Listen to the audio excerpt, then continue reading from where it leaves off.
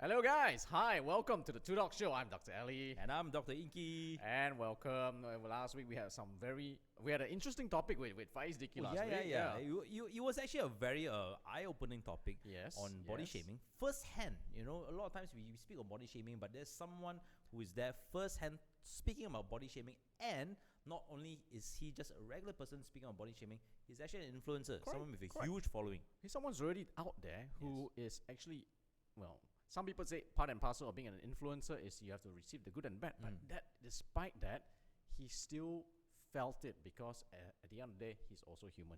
Yes, that's So right. we're going to talk about being human, and one of the things that is affecting us all humans during this COVID times is the economy, and more closer to your heart will be jobs. Yeah, exactly. So the COVID has taken a toll on a lot of industries and a lot of businesses as well. There are some businesses whereby they are able to scrape through. All right, there's of course some businesses that are doing well, but majority of the businesses aren't doing well. Correct. Whereby there are a lot of businesses who are forced to fire people, or Yep. even worst case scenario, forced to close down. Yep. Yeah. Yep. And we're not talking about small ones. Even large industries, Inky. Large industries are suffering. We have hotels which have Yep. closed down. They have put it as renovation, and despite putting it in renovation, you don't see them renovating because they're not allowed to renovate. Yeah. Yeah, because double-edged sword. because of the restriction, CMCO. right? And then you get airlines that Yeah, you have huge airlines Huge who had to airlines. lay off all their staff, or was it majority of their staff? Like the latest one whereby Malindo had to lay off 2,000 people. 1,000 over stuff, and it's just like an overnight decision. Well, not really overnight. It's been going around, but you have to give them credit. They did try to hold off for at least half As long a as year, possible, yeah. and During the second CMCO, they were no choice. yeah, They they had have no choice Yeah, really. no choice. Yeah, the thing when we think of our cars being expensive to finance during times which are bad, imagine a plane. Yeah, the planes are worse Planes are because you worse. have to not only finance the planes, Yep. you have to make sure the planes are maintained. Maintain. Yeah, You have so the engineer it's- costs. Yeah, you have your entire engineering costs, and then all your there's a lot of consumables in the plane, and on top of that, of course, you have the Parking the charges. whole parking charges. So parking charges are a hidden Oh, cost yeah, that we don't really yes. see. Yeah, we don't we, see We, what we, is there. we thought it's like a car park in your house, but they don't have a house. It's expensive to park your car in an airport. It's expensive. They charge you by the hourly rate. Yes. Hour. And imagine if your one car you thought was expensive to park in KLIA, one day is 44 ringgit. Yeah. Imagine a whole plane. that big space of a plane. Imagine a whole fleet of planes. Yes. So anyway, coming back. So today's topic, we're going to talk about losing your jobs and how is it like to reinvent yourself. What are the ways that you can reinvent yourself, or the whole reinventing thing. All right. Inky, do you have any friends who actually had job losses? The loss of jobs, yeah, definitely. A lot of friends of I would say there were a handful of friends of mine who were laid off, because it's a double-edged sword. When you're high up in the management, you lead a nice, comfortable life. You draw a big salary. Yep. One of the things that the companies look at is if your salary is a little bit too much, right? And if by letting you go, can they Save retain another 4 or 5 people Oh, yeah. who can then run operations? Yep. And hence a lot of upper management people were laid off. And it's not easy because once you're upper management and you're laid off, your experience and your job scope has really narrowed you in such a way you're actually a specialist really. You're a specialist in what you do. You're very niche in your industry. Yes. And if your industry is affected, example like airline industry. Or if oil you're- and gas. Yeah, or oil and gas. If it's affected and no one else in your industry is hiring, you're out of a job. Correct. So what should you do once you're out of a job? Of course, there is if you're lucky, there is compensation packages. They give you enough to survive for the next couple of months. But if you're unlucky, it's just an immediate termination. Say, you know what? Do what you want. You can sue us or whatever. We just don't have the money Correct. to pay We're you. closing shop. Yeah, We're we're closing just shop. We're closing bankrupt. shop. We're declaring bankruptcy, and we will try to pay you with whatever we have left, but it's not even enough to give you whatever that we owe you. Yeah. So when you're in that situation, then what do you do? Of course, the easiest thing is, go and find another job lah. But easier said than done. Correct. It's easier said than done. Correct. So a lot of times when you lose your job, What are the first few things that actually go through your mind when you actually lose a job? When you lose a job, actually, I've been in that position though. The first thing that went through my mind was, oh shit. Yes, definitely, definitely. And that's being nice, I Yeah. would gladly use the other word, but oh Yeah. shit is about as gentle as it's gonna be. Yes, definitely. And it's not just one time. It'll be like, oh shit, oh shit, oh shit, oh shit, oh shit, oh shit, oh shit, non-stop, and you Yeah. can't sleep. Yeah, I think you've been through it. Yeah, Couldn't definitely, sleep. definitely, Sleepless nights because definitely. you have your family. You've got your properties that you You have have to service. commitments. You've got your cars that you want to retain because of essential need. You might want to downsize your car, but your home is hard to downsize at a time of emergency. And that's not counting any other kind of personal commitments that one may have, like any personal loans, any credit cards that you still have to service, etc. So yeah, first thing that goes through my mind when I lose my job is, oh shit. Yeah. So, but you are thinking on the point of financial. Correct. How about your ego? The moment they tell you, among everyone else, they tell you lose your job, maybe your colleague can retain their job. It's a big blow on your ego. Yes, Definitely. that one's the old F thing. Yeah. Definitely. It's a huge blow on your ego because you read about it in the papers. You heard about it from your friends. And you said, it won't be me. it won't be It me. won't be me. It would never happen to And me. tomorrow I'm good at what I it's do. you. Yeah. It's And me. Suddenly it It's happens like, to you. wow.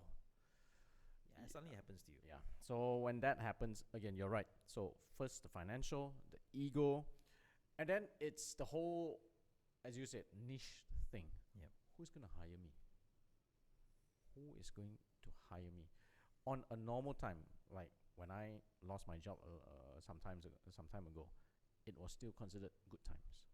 It was still considered hireable times. It's just that having to find one that matches what I want. Yep. And in the meantime, you have to make do with whatever that's out there. But in times like this, I can't even fathom how is it like for those who are going through it. And I really want to reach out to you guys out there because people are not hiring. Yes, that's right. People are really not in Yes, that's active hiring. Yeah. They're in very selective hiring mode.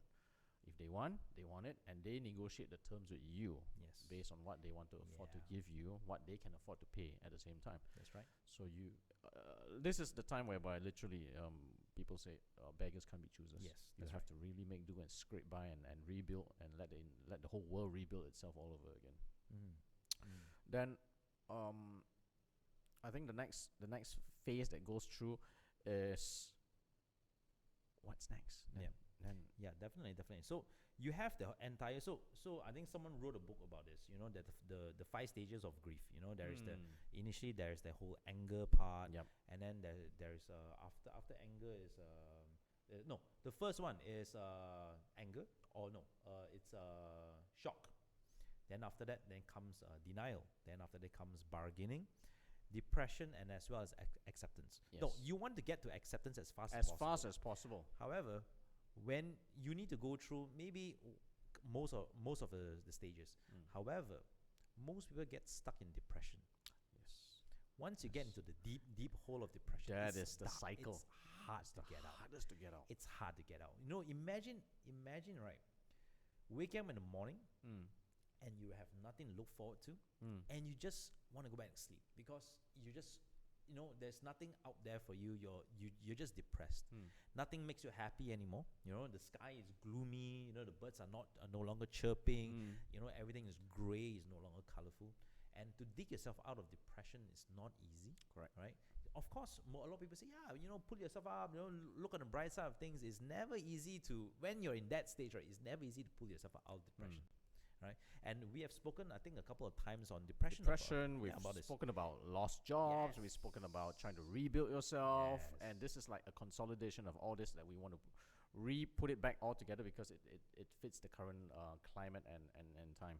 Yeah. So yeah, I totally agree with you. When we talk about the stages of grief, you start with denial. It's like, I can't believe it happened. Yeah, I can't believe it happened. And you'll be surprised. Some people can actually be in that stage for a very long time. Yeah, I can't believe it definitely. happened. I can't believe it happened. No. I'm going to go to sleep. I'm going to wake up, pinch myself.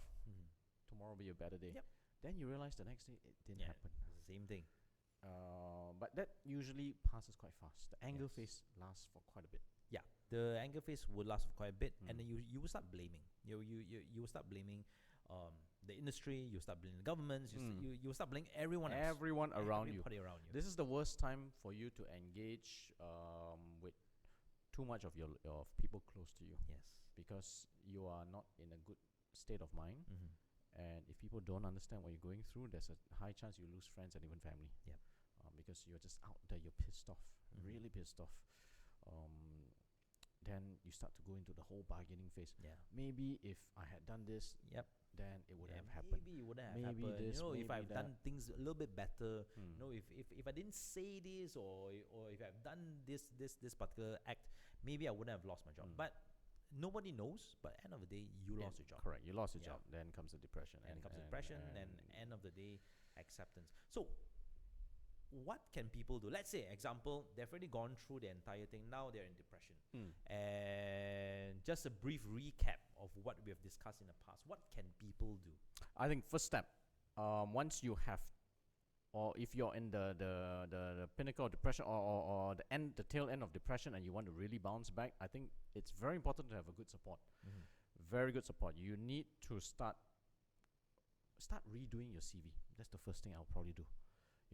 Redo your CV, sit down, talk to some people, talk to people who are business owners, and say, if you want to hire someone, what do you look for? Because you'll be surprised, a lot of people don't ask that question. They thought That's that they are good enough to attend an interview. They thought their CV is good enough. That's true. But that will probably be the first step I'll do. So step one, redo your CV by talking to people who are still in business. So those who are still in business, they might be hiring, they might not be hiring, but they're still in business. So they have sustainability. Talk to them. Hey, you're probably not hiring now, but if you were hiring, what are you looking for? True. What kind of qualities of a person you're looking for? At that level, what will you pay them? True. And then you gauge yourself. Okay, I might have better qualities, but never mind. Do I even meet the criteria of interview? Because this was something that happened recently. When some of us have become business person, entrepreneurs, and you've tasted doing business on your own, you could make a 5-figure salary, maybe a 6-figure in a year, or even 6-figure in a month. Who knows? It's very hard to go back into a 4-digit employment. Oh yeah, it's difficult to scale down. It's very difficult to scale down. Yeah. But if you need to, you need to. Yeah, if you have to, you have to. And that's the thing. That will really bring you crashing down. We're talking about humility. That you need to bring yourself back and say, okay, what does it take to be employed? What does it take to be hired? Because you've forgotten. You've forgotten what it was to sit through an interview. I would say step one, find someone, and if you're depressed, talk to them about the depression, but start moving towards rebuilding, which is talk to people who are hiring while you're still talking about your grief. I mean, it's not easy to bounce out from the grief, but talk about that on one side. Spend a couple of hours if you need to talk about how painful it is. Great. Spend a couple of hours to start rebuilding, asking people, hey, what does it take to be hired by you? Or what does it take to be giving me, let's say, 10,000 ringgit? What do you want? If it's you paying someone, what do you want out of them? And then ask yourself, you may not fit their portfolio, but do you have that grit or that qualities that they want? So that'll be my step one. What would be your step one or your step two? Yeah, so I think I totally agree with what Ali said.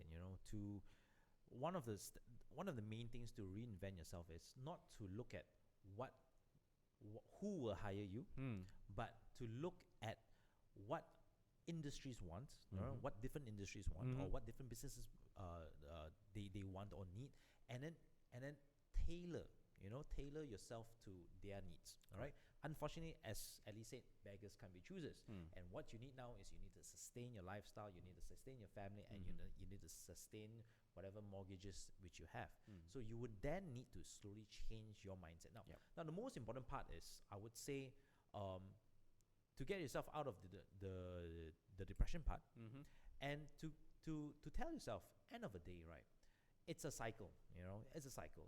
Whether you like it or not, it's a particular cycle whereby there are ups and there are downs. And now, when you are down, it will not stay down forever. Correct. Right? You will not stay down forever. You will definitely go up again. Yes. Just that you just have to grit your teeth and then go through this short particular stretch. It might last for a month, it might last for a few months, it might even last for 1 to 2 years. However, you just need to grit your teeth through. Make sure there's proper social support around you. You know, your family, Yes. your kids, your spouse, your friends. Make sure there's enough support around you to motivate you through every day. You know, of course, it's not easy. You probably have a job for a long time, and now you have to dress yourself up, go for interviews. You have to drop people emails and face rejections. Yes. People say, we are not hiring. Thanks for asking, but we are not hiring. And then at the same time, you might have to open up your scope a little bit. Don't look at the industry that you used to be hired at. You might have to look at other industries. You might have to look at jobs whereby you've probably never had in your life. Yes. Yeah, you probably have to take up jobs whereby you probably maybe shunned in the past. Yeah, but now you have no choice. I recently read there was a Mars pilot, all right, who now opened his own Nasi lemak. center. Yeah, Nasi lemak pilot. Nasi lemak pilot. Yes. Trust me, never in his life would he have thought that he would be selling nasi lemak at a food court or by the roadside. Correct. But he needed to reinvent himself. Yes. And what better way to reinvent himself by cooking a dish he probably knows how to cook. Yes. And attaching a cute name whereby because he was a pilot. Correct. Yeah. And dressing up the way he is. Yeah, and dressing up as a pilot selling that. Yeah. As silly as you think it is, put your ego down, put your ego aside. As silly as you think it is, it drives publicity, and then hence he could feed his family Correct. at least, right? And I've actually spoken to a lot of people, right? There was one time I was actually I think about a year ago, I was in a Grab. So I was talking to the Grab driver. Yep. And I found out that the Grab driver, all right, he was only earning about 5 to 6K a month, right? Full-time Grab. He was driving like 18 Non-stop, hours a day, long hours a day. It was a grueling job. And he was, prior to that, he was an oil and gas engineer. Wow. Yeah. Okay. He was taking easily 25,000 every month. Wow. Right. But now he's barely scraping through. He's taking only 5,000 a month, and he did mention that he had commitments. His wife doesn't work. He had kids to pay for, and he has his house, and he has his car, which is currently driving. Yeah. So he needed to downgrade. Yes. Not only downgrade. Adjust. Yeah, he not only downgrade his house, but adjust everything. Yes. His entire lifestyle. It's not easy, but end of the day, you still have to put your ego aside and do what needs to be done. Yeah. I think I resonate with that, and it's not easy. Step 2, I would say, is think out of the box. Yeah, I would say you need to think out of the box. You need to reinvent and think out of the box. Don't do what the next person is doing, because if they are doing it already, high likelihood. Yeah, high likelihood it won't work for you. It won't work for you. Or it's like saying, okay, if I wanted to buy nasi lemak, I got $10. Yeah. If there's only one store to choose, I will finish all my 10 and buy everything. Yeah. But if there's 2 places I need to choose from, yeah, I mean because you can't be opening another nasi lemak store called Nasi Lemak Pilot again, right? no, So I mean what I'm saying. something. Okay, let's say if I have nasi lemak store, okay, and then and somebody wants to buy, okay, and every day breakfast there's only one to choose from. Yep. It's easy. And if you open a nasi lemak store and you're equally as good as me, now our customer will say, one day you, one day me, one day you, one day me. While he's being fair, his spending is still the same. Yep. But my income, because of you, dropped by 50%. Yep. Because highly unlikely that he wants to eat nasi lemak from me in the morning, then eat nasi lemak from you in the afternoon. And highly unlikely he will eat nasi lemak every day as well. But let's say if he does, all right? But if it does, But if you had opened, let's say, chicken rice, now he can have me for breakfast, have you for lunch. That's true. So that's true. that's as simple as I'm trying to say. Don't do what every other fella is doing and then be in the same pool whereby the same amount of money needs to be distributed to everyone. I think we see this a lot lately. So I think cookie sellers, I mean, I've got no problem with them. And I think it's an earnest and good way of trying to make ends meet by moving in and applying your skill into making a good cookie. But you notice when one starts, there'll be like a whole bunch of on Instagram. Everyone's starting. Everyone's selling. Now everyone sells cookies, right? Now cookies have been around for a long time, but everyone's cookies look the same. Yes. It looks the same. It looks the same. Everyone's cookies just look the same. Packaging's the same. Yes. Everything's the same. I mean, packaging a bit different. Okay, you can package a little bit different here and there, but the cookie still looks the same. Yeah. And truth be told, I may like a cookie, but I may not want to eat it every day. After a while. The initial craze will be like maybe the first, let's say, 90 days. I will have a few orders. But after 90 days, right, I'm like, I mean, how much of Oreos can I eat? Yes. How much of Famous Amos can I eat? Let's just put the famous brands there. You know, nice. Okay, Famous Amos got like 5 or 6 different flavors. I buy 200 grams here, 200 grams there. Each time I buy. After a while, right, I'll be like, that's it. And that customer base goes off. It's kind of like Garrett's popcorn. How much of Garrett's can you eat? True. That's true. So if Garrett's doesn't reinvent, they will just sustain as a business that people will buy occasionally. And the last time I ate Garrett's, so I don't even remember when is it, because it is a very expensive popcorn to begin with. It's premium, and there's only so much of sugar I want to put into my body in the same time. So don't do that same thing. Reinvent. So Nasi Lemak Pilot was a good example of reinventing. I think Grab drivers, or once upon a time Uber drivers, were that, you know. When it first started, I think it was a decent revenue. No, when they first started, they paid really well. Yeah. Uber and Grab paid really well. So a lot of people actually just moved into Uber. Just did Uber and Grab full time. But then again, end of the day, you're at the mercy of Uber and Grab, whereby when they change policies, they dictate the pay, and you have no choice. Whatever they say, we're gonna raise by our income by 10%. You want it? Come on. If you don't want it, it's okay. We have a lot of other drivers who will replace you. We can actually choose someone else. Yeah, they can actually choose. So over time, they are, you know, pretty much like a listed company. So they get to dictate the terms you want. You be on, you don't want. It's okay. They have always other people to do. Hence, you know, even when people complain about when the Food Panda, Grab food drivers were all complaining about their terms, their employment rates. They just, you can. I mean, you can boycott, but end of the day, right? You if you don't boycott a couple of days, then you have no income. You will still have to go back. What else are you gonna do? No one's hiring you. Yes, exactly. It's not like as though you have so much of choices that you can change. Exactly. So think out of the box. You really have to reinvent yourself, and unfortunately, you have to constantly reinvent to find that formula. Then I think number 3 is very difficult, and I think a lot of people struggle with this: upskilling. Now, to pick up a skill that you've never had, you've never ever been formally trained, and suddenly telling you have to do some other skills. You have to reinvent yourself. Example, you know, you've never had any particular experience in sales, right? However, sales, people are still hiring for sales. You know, like it or not, business is down. There are still people in need of salespeople. All right, there are companies in need of salespeople, but you have 0 sales experience, and you do not know how to open or close a sale. Unfortunately, you still need to upskill. Yes. And that is just, and that is sales skills. How about very technical skills? You know, things like programming, things like marketing. And then you need to upskill yourself. You know, you probably never in that field, or you probably never train that, but you need to upskill yourself, because maybe a certain industry requires certain niche skill, and they are willing to pay for it, but you don't have the skill.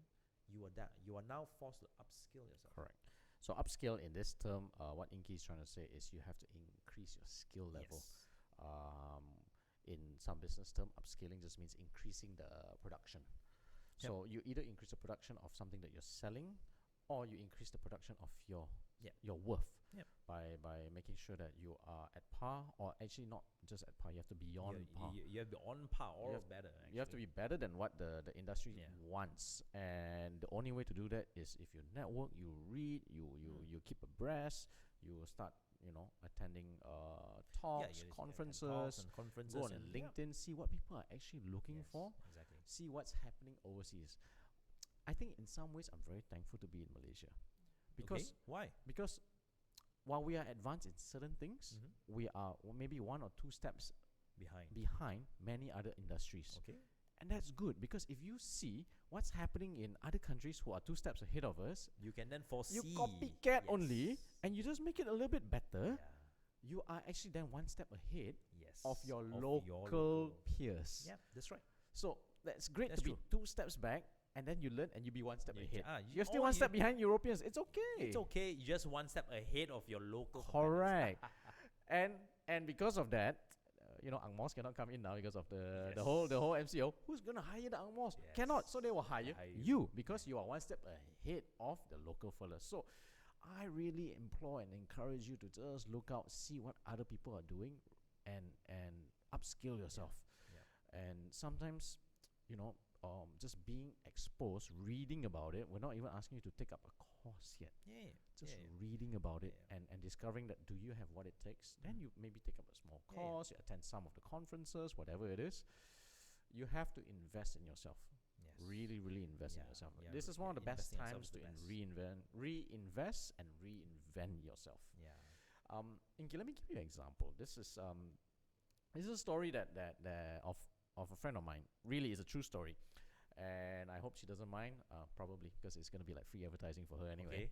So she and her husband runs employment agency. Okay. Okay, times are bad, so the amount of flow won't be as great as on the great hiring days. Okay. So what she has done is she started a small home-based project to make soy candles. Okay. Soy candles, Inky, just candles. Just regular soy. I Okay. swear to you, just there's soy candles, there's one okay. sitting in my office.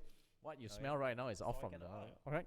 So she makes soy candles as a hobby, Mm. and she started, and I was probably one of the first, maybe 10 or first 20 who bought from her. So she did small scale, then she went, with more friend support, she went slightly more orders on a personal level, and she started to change the way that she did. She took a lot of feedback. She used cloth wick on a large base. So what happens is everything burns in the center, the sides are not burned. Okay. Understood. Upon feedback, she's changed changed to it. wood wick. Okay. So with wood wick, it burns more. Okay.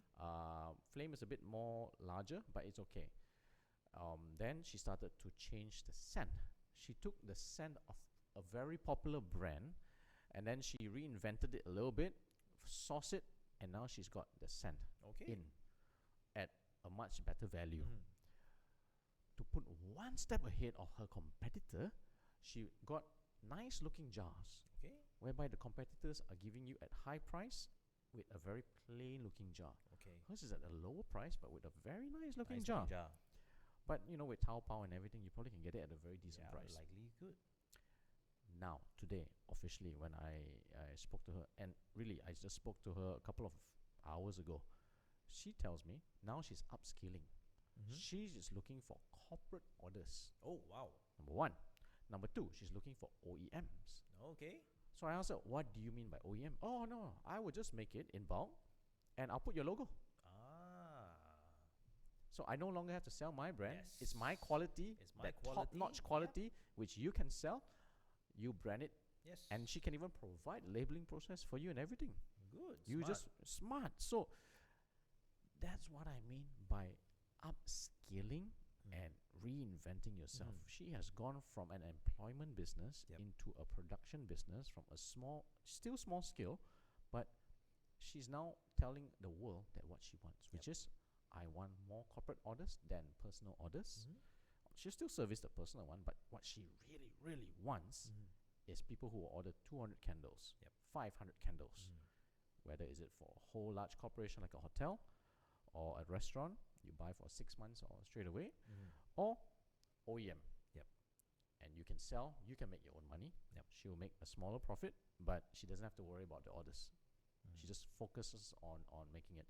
And I think that's one of the very successful stories of reinvention.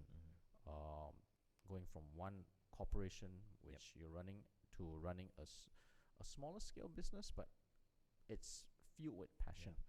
Yeah. So reinvention is actually a lot of people reinvent themselves on a regular basis. A lot of times they probably don't actually know they're actually reinventing themselves. All right. I've seen engineers who are now doing who are now in banks. Right. So you know you could study, or you you could be working in a particular industry for a while, then after that, now you have changed industry totally. Or you could be even been in the same industry, but just a different niche. Example, right? I give a very, very good example, right? Sitting beside me here, right? So imagine this. Back then, when you were a medical student slash medical officer, you thought that you want to do psychiatry. Yeah. Yeah. Right. So we have heard this previous podcast before, psychiatry. But here he is now, hair transplant surgeon. Totally different. Totally different. Never ever in his mind phantom Nope. that I think back then, so you probably won't even know that there's such a line, you know, Correct. which is a medical niche. Correct. However, when push comes to shove, he reinvented himself. You know, Yep. Ali reinvented himself. So talk us through the entire process, why you chose hair transplantation, and what went through your mind. Okay. So, being a doctor, I would still want to be very old school kind of doctor. So, psychiatry was what got me interested to be a medical doctor. The dream was to put someone on the couch and put a clock next to it. And charge by the hour. Inky, you'll be surprised, you Charge know. by the hour. Inky, you'll be surprised, you know. I've got the voice that can go. Yes. Okay. So tell me more about what you think. Yeah. And half the time, the problems will be solved when they start thinking and rationalizing. Yeah. And it was quite attractive, to be honest. It was a dream, but It was a however, dream. It was dashed. It was a dream that was dashed. So anyway, then I wanted to do ENT, ear, nose, and throat, or also known as otorhinolaryngology. Very long word. I'm pretty good with my hands, but however, things didn't pan out. So I still have a choice. I could still go mainstream medical. Then I had to start reinventing when I couldn't, when plan A fell off, plan B didn't work out. So plan C, management. Let me talk you through the whole journey. So plan C was management, because I was thinking, it's not too bad to be a hospital management either.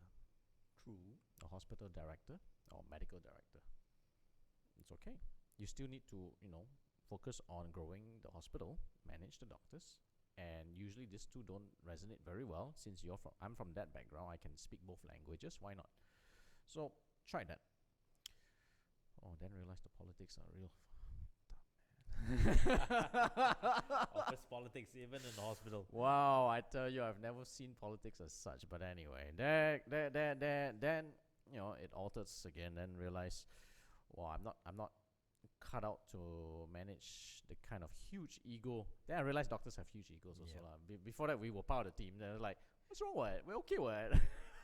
But now then you realize, oh, looking back in retrospect, wow, very huge, very quite difficult to manage on a normal person's basis. Then I got into aesthetics. So when I got into aesthetics, it was fun. It was good.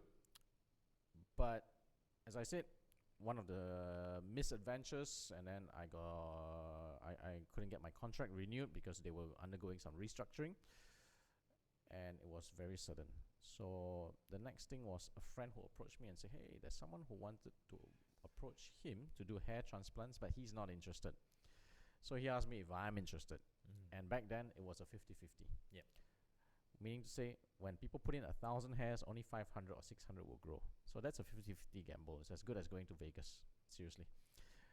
But the offer was, hey, come over, and which was to India, and see what we do. If you're impressed, we'll talk business. If you're not impressed, it's a free holiday. So in a way, had nothing much to lose. So went there, saw what they did. Looks quite impressive. Saw the results, quite impressive, and decided to, okay, just jump into it. Really, it was more of a matter of, as you said, I've got no options. No, but back then, how many hair transplant doctors were there in Malaysia? Malaysia officially only had 3. So basically, it was very, very niche field. It's a very, very niche field. So how many pure hair transplant doctors? Only 3. Yeah, I'm saying, I mean, I wouldn't say pure, but 3 were the ones who were actively doing it. Okay. The rest were like a bit of an outsourced Yeah. work. So I would have been number 4, number 5 on the list, and that's it. I mean, Yeah. the rest of it they do in very small numbers, not huge numbers. So when we talk about pure, just hair transplant, 3, maybe 4. Yeah, 4. So 4. basically, something that most doctors very rarely venture into. Very rare you want to venture into, and I'll tell you why. Because at the end of it, each procedure takes about on a minimum about 4 to 5 hours, and on average is 6 to 7 hours, and it's a norm long. It's about 9 hours, Oh, 8 wow. to 9 hours, and a long one takes about almost 10 to 11 hours. So you imagine just sitting at one spot, not going much around, and spending the first half of it. So let's say it's 6 hours, so first 3 hours doing the extraction, then you take a short break, then you come back to do implantation, and that's only one patient. Yep. So you only see one for the whole time. I mean, most normal regular fellows will say, "Wow, I really don't want to do that. It's very sian, very boring. Yes, very exactly. boring. You still want to see some other things. Yeah. You want to move around. You want to be able to, play your phone. Talk to people. You want to interact. This is pure. I'm in my zone, and that's it. And it's actually a wonderful job for introverts. FYI. I'm telling you. I'm telling you. You see me talk so much, right? But I'm very happy, right? You see that. You see why there's only one sofa at the back of my office? Because I'm very happy to sit there by myself without anyone there. But a wonderful job for introverts. Just sit there, right? Do Yeah, nothing just sit but there, just just be focus quiet, on just one thing. But most of us, we are social creatures. We're creature of happiness and social creatures. So it's not a job for everyone. But I would say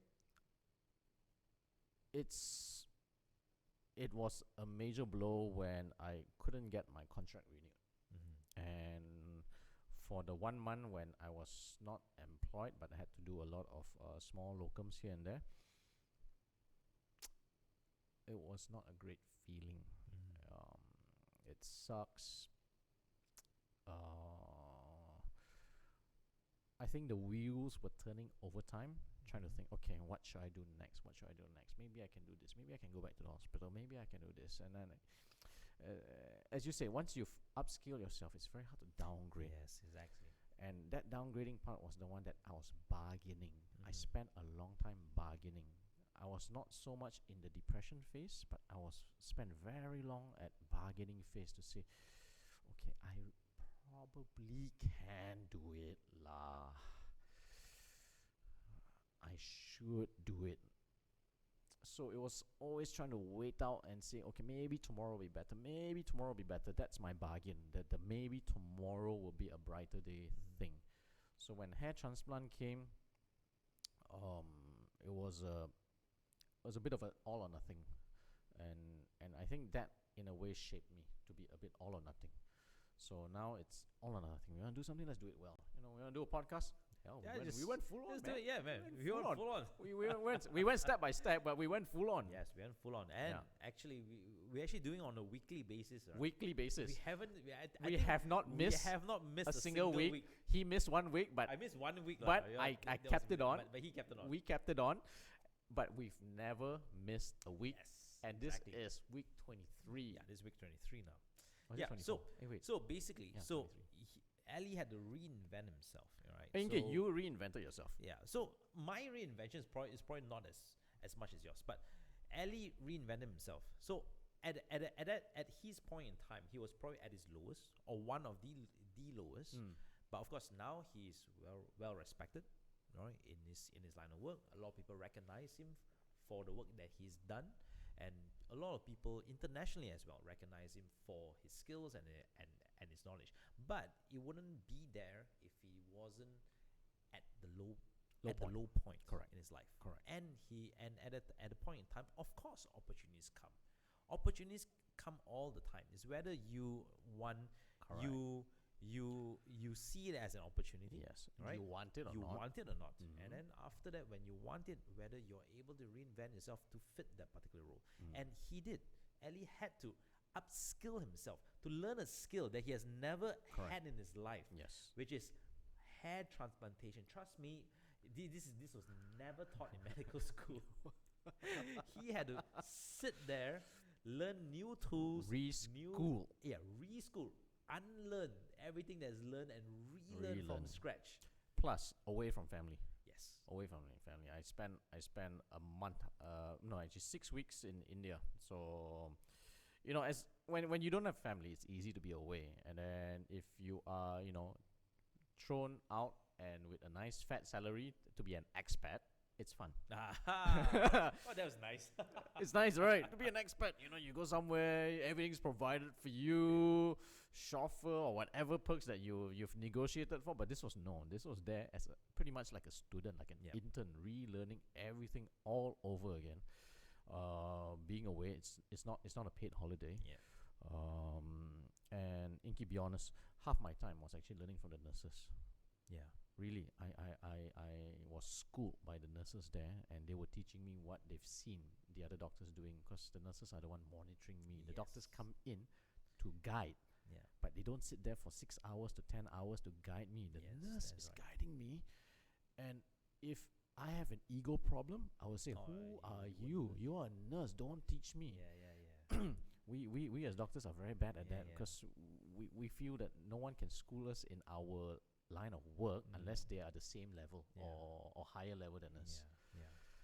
Yeah. You have to take a step back from your ego. Nurses really. There was actually something that actually had an argument. Okay, we sidetracked a little bit. I had an argument with my friend. I said that nurses were the most important people in the hospital. I said that a hospital can run one day without a doctor, but a Yes. hospital can't even run an hour without nurses. Correct. Because Take away the nurses, right? yeah. Doctors are lost. I mean, think about it. Which doctor wants to go and clean up the bedpan? Exactly. Which doctor wants to go and serve antibiotics? Yeah.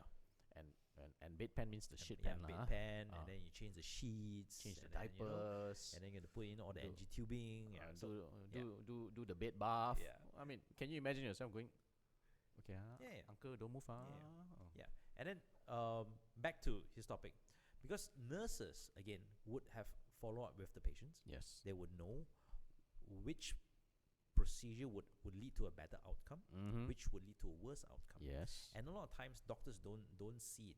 They just brush it aside.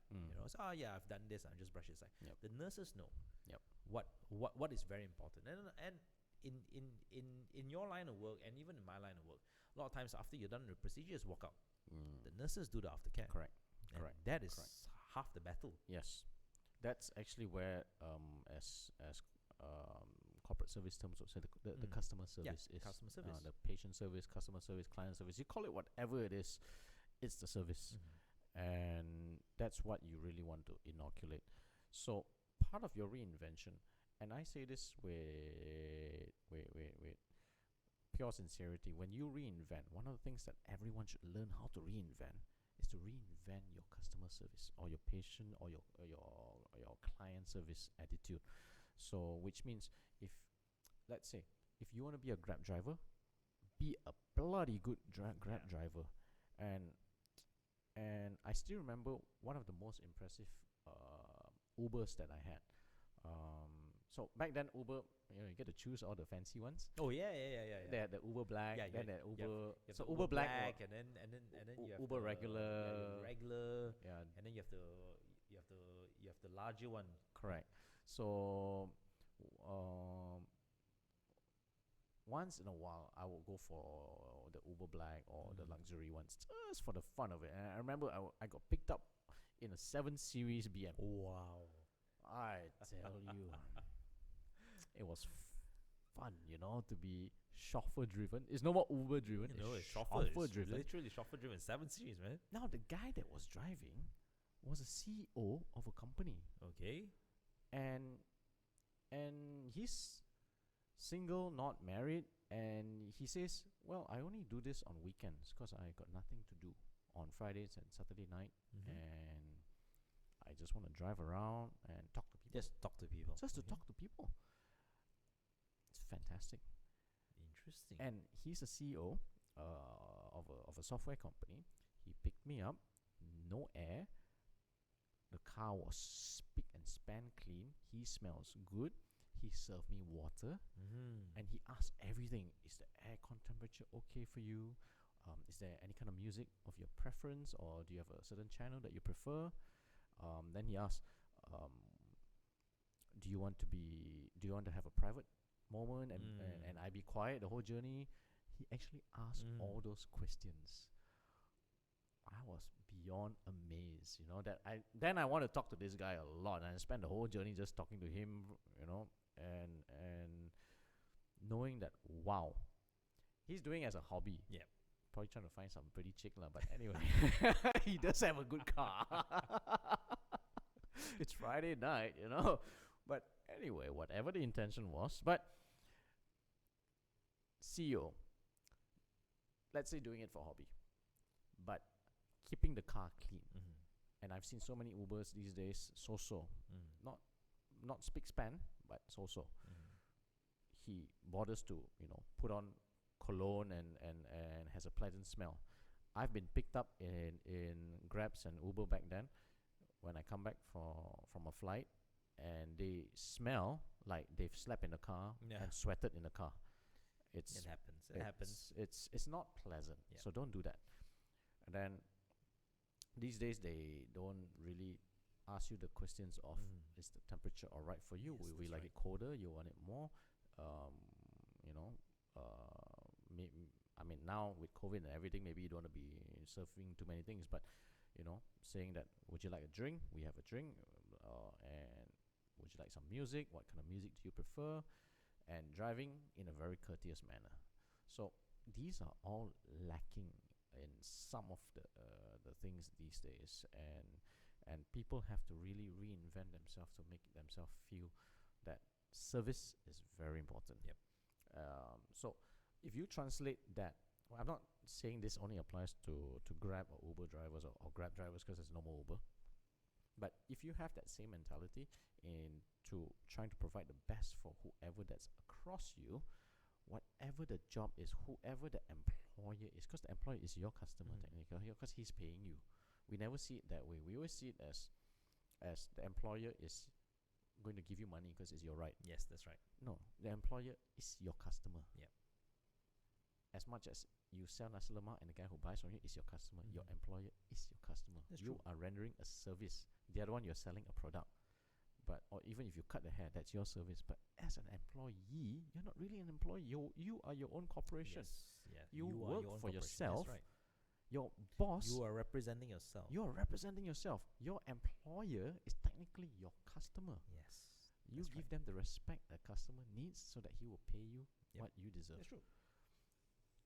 That is one of the most difficult mentality to change with people. No, I would say it's not. Most people don't even think of it that way. You are right. You're absolutely right. They think that I'm an employee. Okay, I'm going to ask for my rights. Of course, everyone has rights. I've got my And employment yeah, act. my employment act. If you don't pay me or you don't I'm do gonna this, sue I you. would complain you to the Labor labor office, office and yeah. all. But a lot of people, they tend to forget. Even as simple as during the interview itself, that the thing that you're selling is yourself, and Yes. you're selling yourself on a regular basis, on a Yes. daily basis. Yes, when asked to hit certain KPIs, you have to meet them, right? Hence, that's why that is the act of selling yourself. And when an employer needs to let employees go, they think about which of the customer or which of the business I do not want to be affiliated with myself anymore.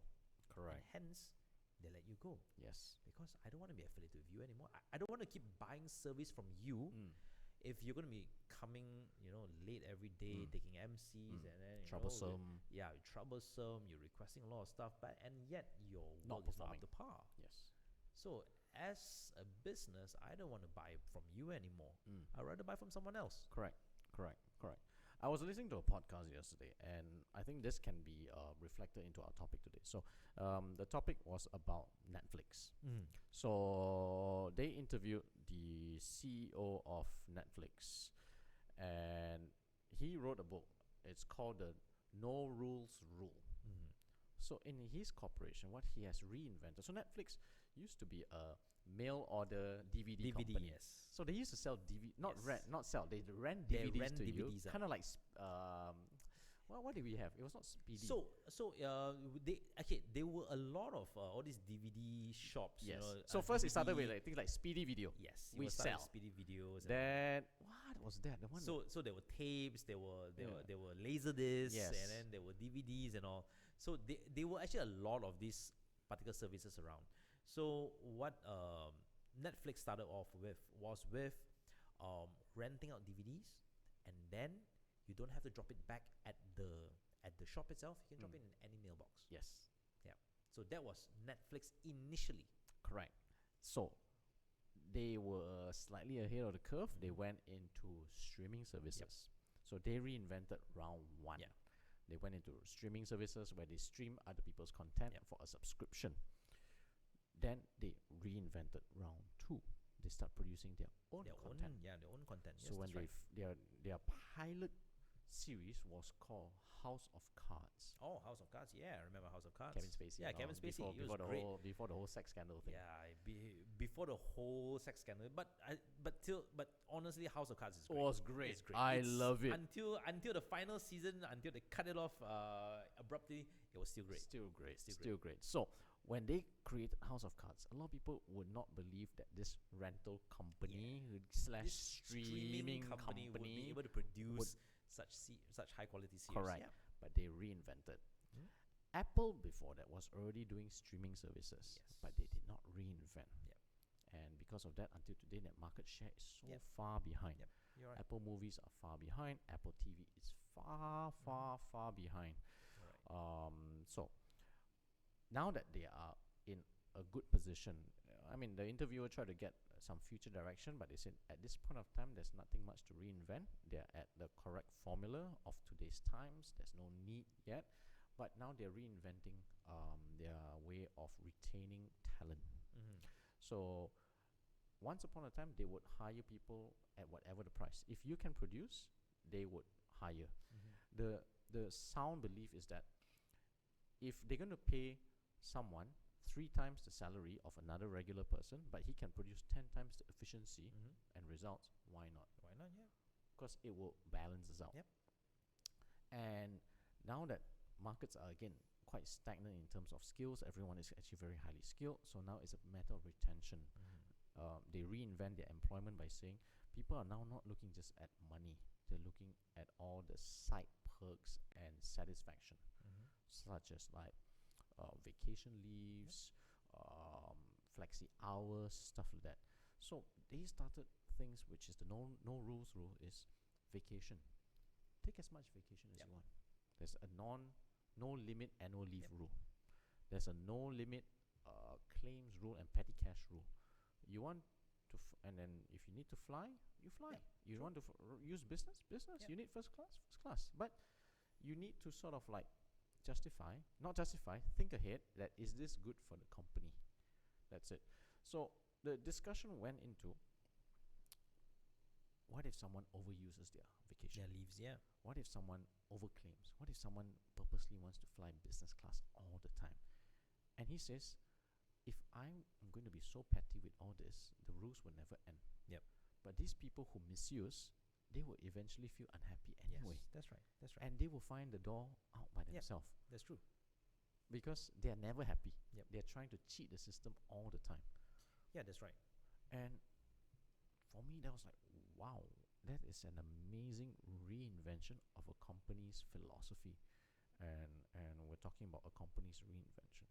So coming back, if we talk about someone who wants to reinvent in your COVID time, you need to really look into all this upscaling, changing the way that you do things. You have to start thinking out of the box. Orthodox thinking is no longer is pretty much a thing of the past. Yeah, I think the regular thinking is thinking out of the box, right? You no longer need to think in or think is it are my peers doing the same things? Is the industry going to accept it? You have to you basically have to push back. Basically, If your peers are doing it, don't do it. Mm. You ask yourself, are my peers doing it? If my peers are not doing it, then I should do it. But if they're doing it, but you can do like Or you can do better. 2 steps Yeah. better, do it. Yeah. But you have to be 2 steps better, Yeah. or at least 1.5 steps better. Yeah. You can't just be the same thing. That's true. Okay, That's true. I'll tell you why this green screen is here.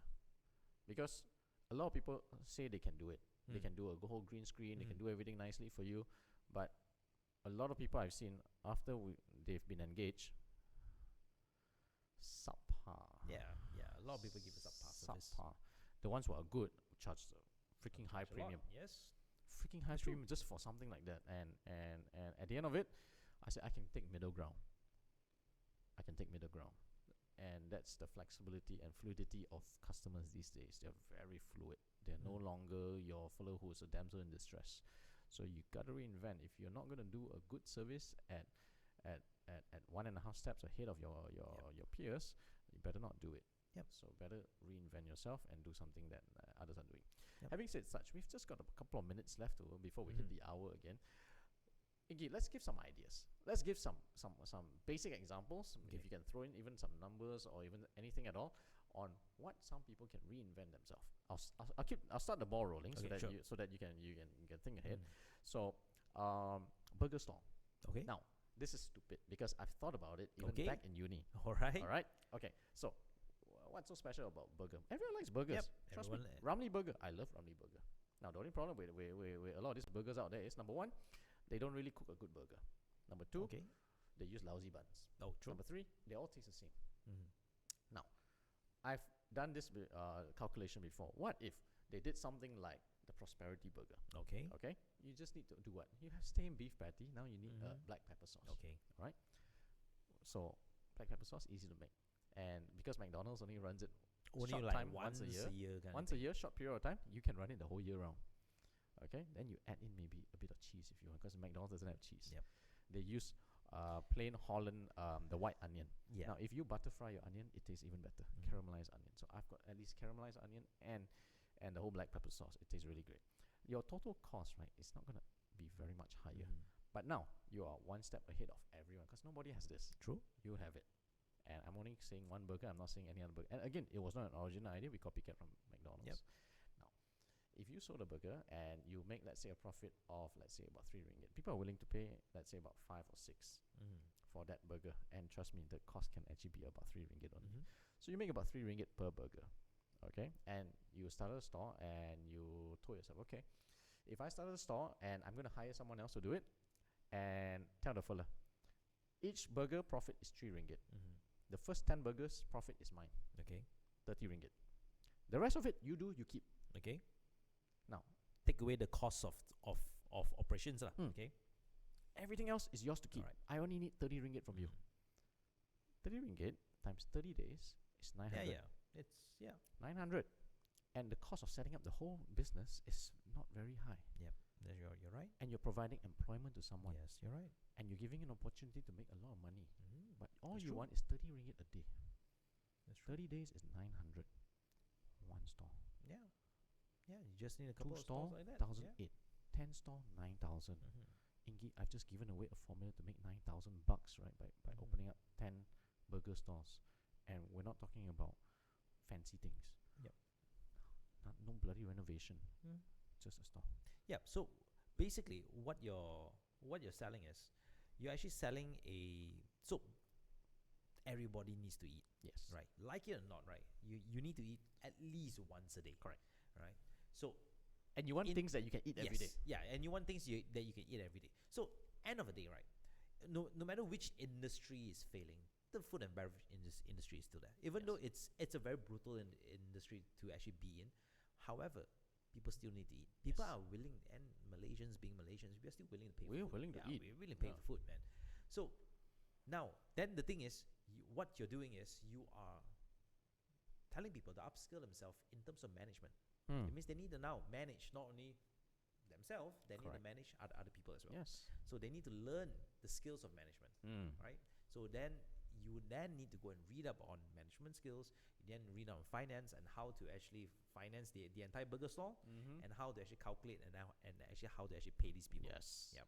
So it's part and parcel of upskilling. End of the day, it's part It's and all parcel of about upskilling. upskilling, right? For me, it's very simple. It's always about sales and marketing. Mm.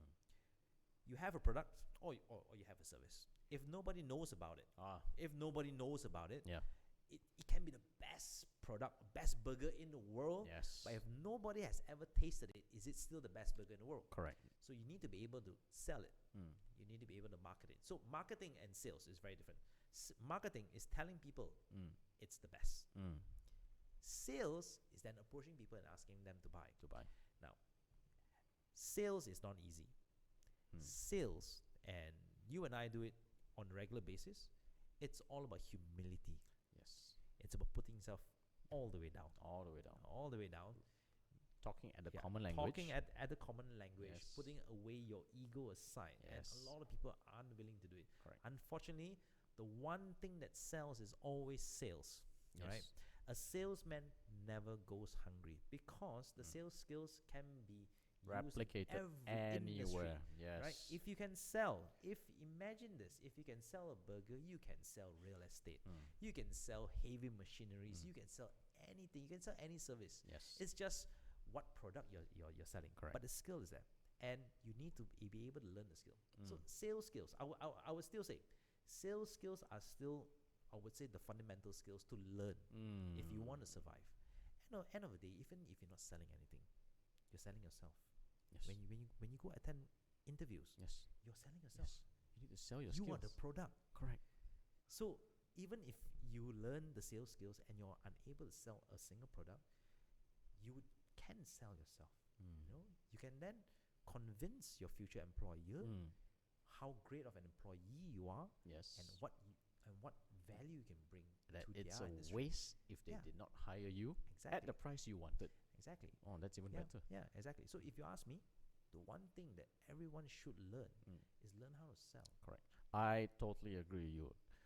Inky, I'm actually currently reading a book now. It's all about selling. It's by Brian Tracy. Brian So, Tracy. so it's about how to close a sale. You know, I've been doing sales, but it doesn't mean I can't read. And I tell you, it's a fantastic book. Yes. The way that he says. Now, one of the things he says is that encyclopedia salesman. Yes. And he says statistics has shown if you are a successful encyclopedia salesman, you can sell anything in the world. Course. You imagine, guys. I mean, Inky, a lot of people don't know what encyclopedia is. Okay. They know what Wikipedia is. They have no idea what To people born after the 90s, I think. I have a feeling they've never seen a single encyclopedia in their lives. Oh man. By then was Encarta. Okay. Oh, that Encarta is one thing. Microsoft No. Encarta. That was Microsoft Encarta. Imagine before Encarta, it was Britannica.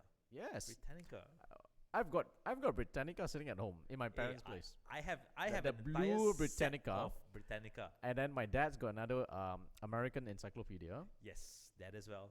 So, FYI, is Wikipedia printed out. Yes, it's basically the entire Google printed out from A to Z. A to Z. And then you have all these books sitting in your library. Usually about 25 to 30 volumes. 20 plus. The index is one volume. Yes, the index is usually one, and then certain popular alphabets like the letter S or something like that has usually two volumes. Two volumes. Now, what we're trying to say is, you're trying to sell people 30 Something dry. books. Yeah. 30 books in a lump sum. And it's not cheap, man. It's not cheap. It's And you are not going through any channel. You're actually knocking on their doors and saying, hello, sir, would you like to buy 30 books? Pay up front, or we will swipe your credit card and you can pay over 12 months. Now, that's the gist of it. Now, think about it. If you thought selling perfume is difficult, try selling 30 books. Most people don't even want to buy one book. This is 30 books. Yes. And they're very successful. Yes.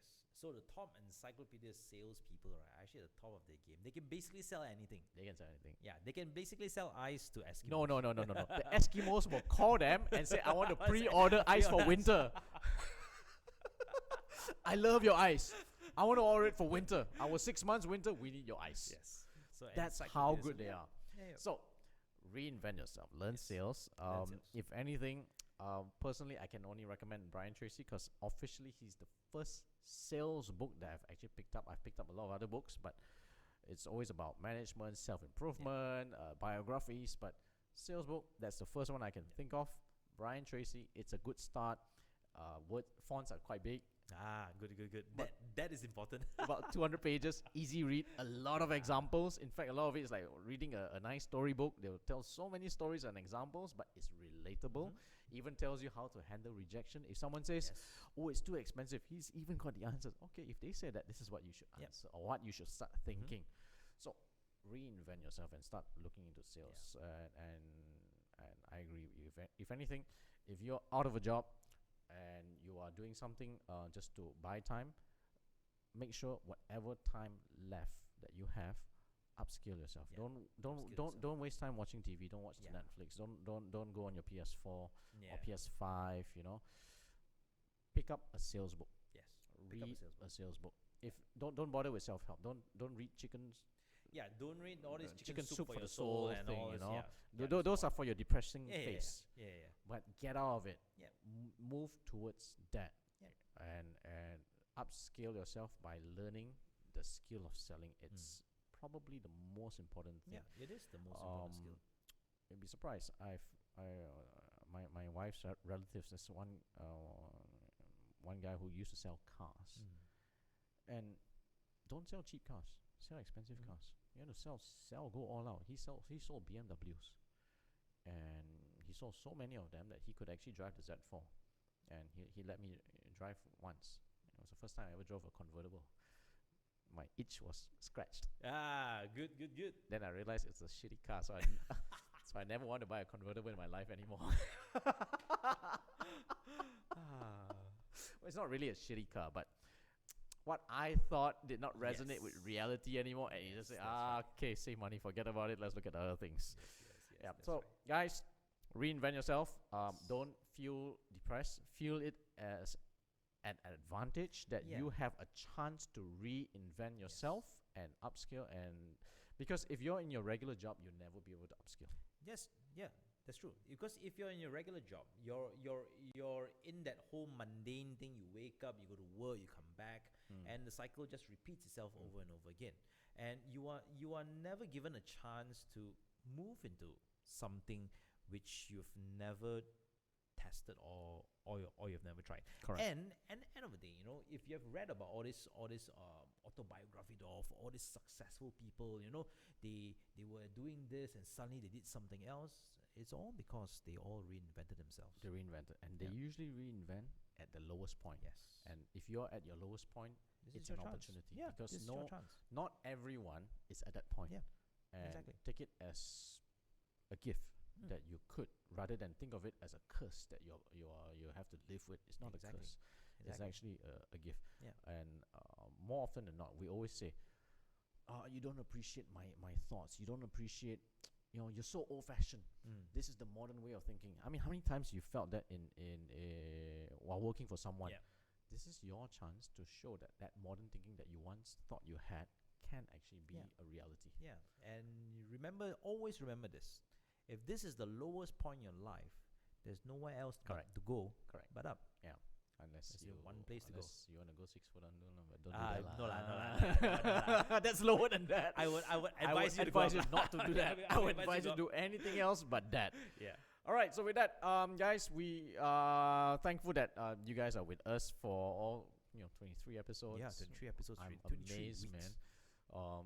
When should we call off and say it's season 2? We're on season 1. So we take no lah, year no end, or lah. we go off all 52? I would say we go all 52 and say this is crazy. season 2 of. All right, so season 2 will start after 52 episodes. after We are 52 more episodes. longer running than any other TV series. Yeah, exactly. And with that, thank you so much. Good night to all of you. And this is Dr. Ali And this is Dr. Inky. from the Two Dogs. Yeah, see you next time. Will never